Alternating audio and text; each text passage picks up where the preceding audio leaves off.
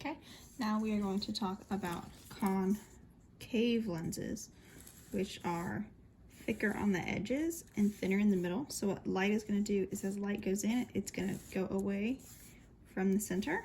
It's going to make it spread out or diverge.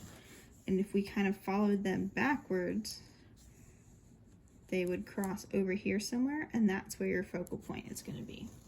So then our F prime is going to be on the other side, and our actual focal point will be on the left. Okay, so that's the big idea. So same lines apply though. So we're going to make basically the same setup, except that the focal point and the F prime are going to be flip-flopped. So we're going to start off here. This is F prime this time. And then 1, 2, 3, 4. This is the focal point. So we're going to start off with our object right there.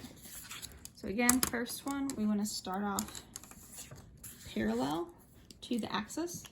So in this case, it's going to go straight like that. And then it's going to go using the focal point, the real one. So it's over here. So we're going to line it up. It's going to go through the lens. It's not going to bounce back, but the focal point tells us the direction that it goes. So if I were to back this up, it would go to the focal point. Okay, that's the first one. The second one, I use F prime to start it, and then it's going to end up being parallel. So we go here towards F prime until I hit the lens. Once it hits the lens, it's going to flatten out. Nope, that's real. Okay. And then the center one is going to go through the center.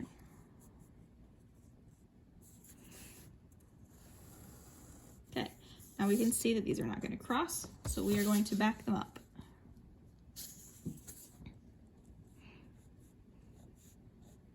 So this is going to make a virtual image. Remember, you always back up the second half of the line. Now on that center line especially, it could be that the part that's solid is also dotted because it's going to come back the other way. So this, in this case, we had drawn that part of the pink line as a solid line, but then the light extrapolated back would also go along the same path. So they're all going to cross right here, which is where our little image is going to be. So our image is reduced because it's smaller than the original. It is virtual because we had to back the lines up. And then it is, what's the other one? Upright because it's still standing on the line. Okay, so let's look at what happens if we scoot your little object back and make it go behind the line.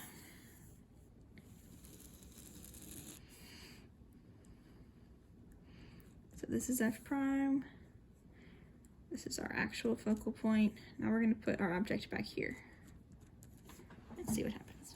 Okay, so we're going to go parallel to start. It doesn't actually matter what order you do these in. It just helps me to remember what I'm doing if I do them in the same order every time. So then this one's going to go down just a touch, up like this.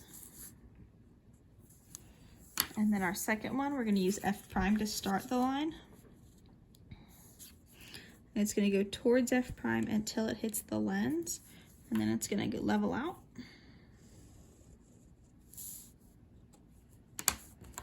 And then our third one goes right through the middle.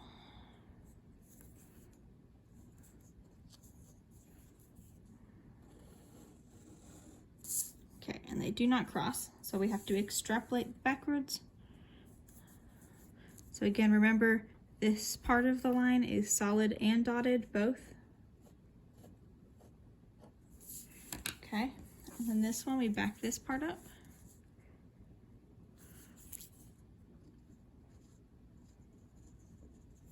And then this one, we back this part up.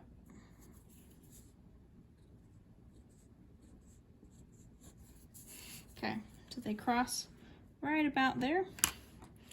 So that's going to be your object. So it is also virtual, reduced, and upright. So very similar to the way the first one went. We'll do one more. We're just going to move it back further.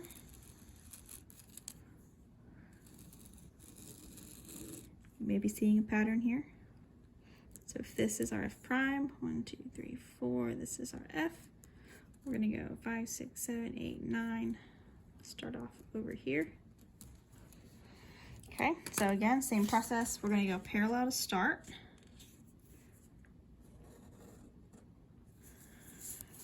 And then it's going to go away from the focal point.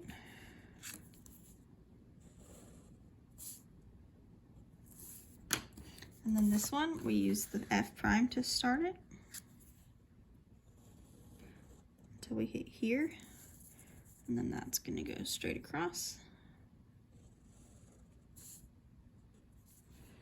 And then our last one is going to go right through the middle.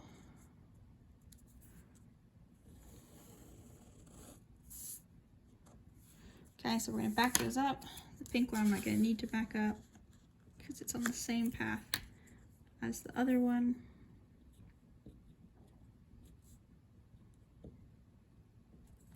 There's your orange one.